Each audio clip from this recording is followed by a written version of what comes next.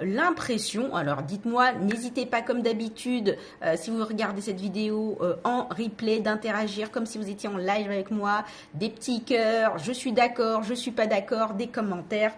Et j'y répondrai avec grand plaisir. Mais souvent, la vision, nous avons connu ce terme dans nos anciennes activités, dans nos anciennes boîtes.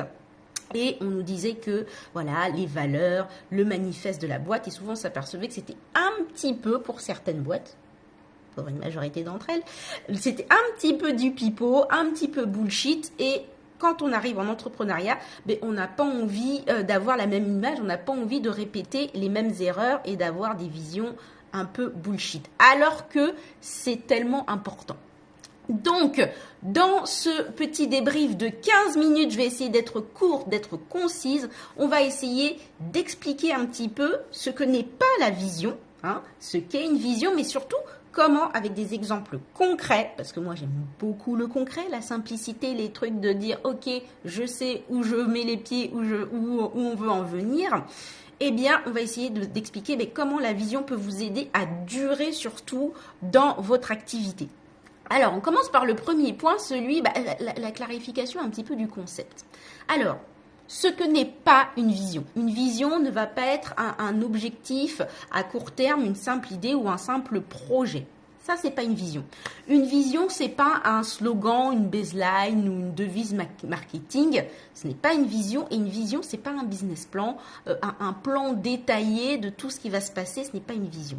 Une vision va plutôt être une image globale et sur le long terme, pas forcément liée non plus à votre activité, mais votre activité va être un instrument qui va vous aider à arriver sur cette vision. Si je prends l'exemple d'un photographe, un photographe qui se dit je voudrais organiser 20 séances photos d'ici la fin de l'année. Ça, ce n'est pas une vision. Un objectif à court terme qui est smart, spécifique, mesurable, atteignable, réalisable dans le temps, mais ce n'est pas une vision. Une vision pour ce photographe, ça serait plutôt de se dire je voudrais devenir une référence en photographie documentaire, une référence et je vais capturer des histoires humaines à travers le monde et je veux inspirer le changement social. Ça, c'est une vision. Si on a par exemple une agence, enfin une dame qui est prothésiste ongulaire, voilà, manucure, et elle se dit, je vais augmenter le nombre de mes clients de 20% d'ici le mois prochain. Évidemment, vous avez compris, c'est un objectif, ce n'est pas une vision. Une vision, par exemple, pour une manucure, ça serait je voudrais redéfinir la beauté et le soin des ongles en créant des produits peut-être non toxiques et durables qui vont respecter la santé de mes clients ou clientes et surtout qui vont respecter la santé de la planète. Ça, vous voyez, c'est une vision globale.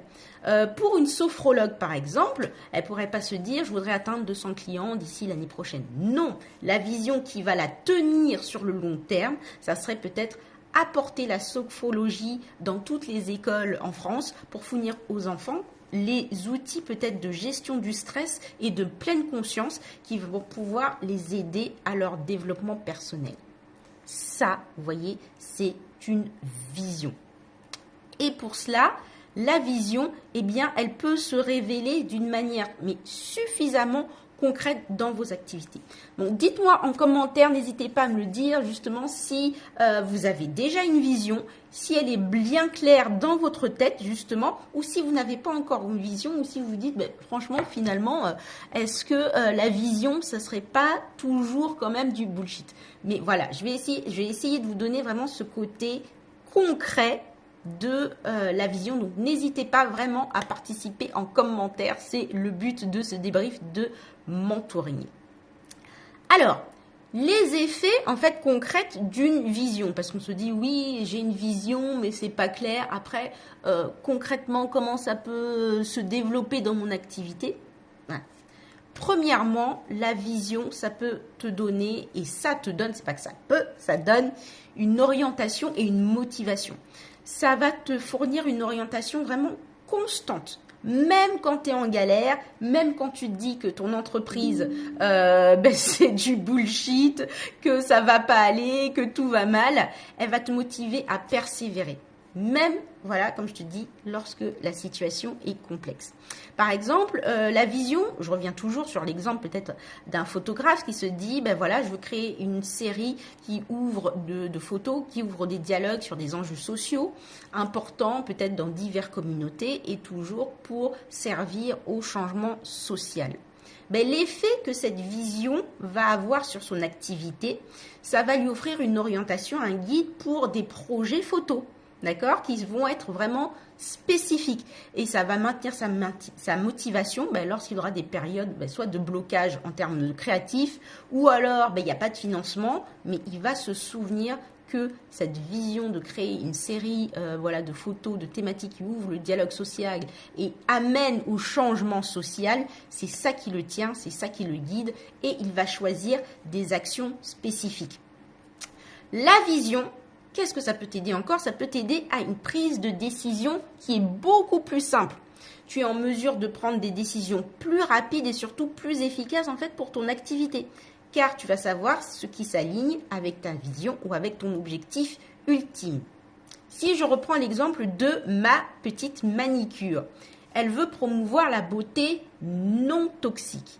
Eh bien, ça va être plus facile pour elle, même si le choix peut être plus restreint, d'avoir des choix de matériaux ou de partenaires qui vont privilégier des options qui rendent cette vision de durabilité, de sécurité dans son activité possible en choisissant donc du matériel, des produits non toxiques. Alors pour la manicure, je pense que ça existe, je ne sais pas si c'est très répandu, mais au moins cette prothésiste ongulaire se tient dans sa visée de promouvoir une beauté possible et non toxique pour la santé de ses clients et pour la planète. Donc ça peut aider la vision à avoir une prise de décision simple, claire et efficace.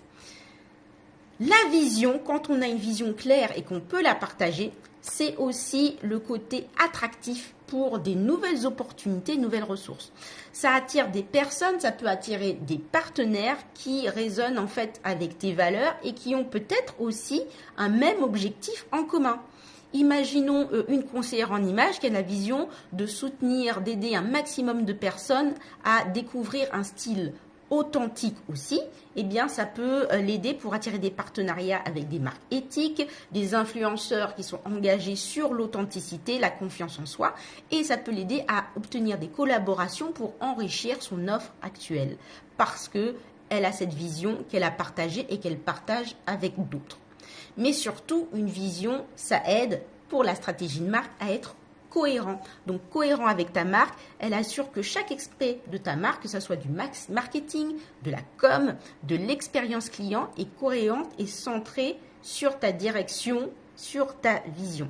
Imaginez tout à l'heure, je vous parlais de l'exemple de la sophrologue qui voudrait amener la sophrologie dans chaque école. Eh bien, elle va s'assurer que tous ces supports peut-être de formation, les séminaires, eh bien, elle reflète son approche éducative surtout et ça construit une image forte et cohérente, mais auprès peut-être des institutions scolaires.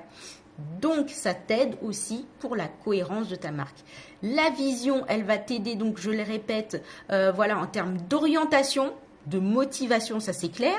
Elle va t'aider à prendre des décisions rapides, surtout, et efficaces pour ton activité, à attirer peut-être des partenariats ou des collaborations qui vont être alignées avec ta vision et surtout cohérente avec ta marque et ton image. Et ça, c'est plutôt intéressant.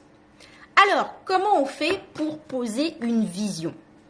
Souvent, on va parler aussi d'écriture. L'écriture, pour moi, c'est un peu plus difficile à retransmettre une vision d'une manière écrite.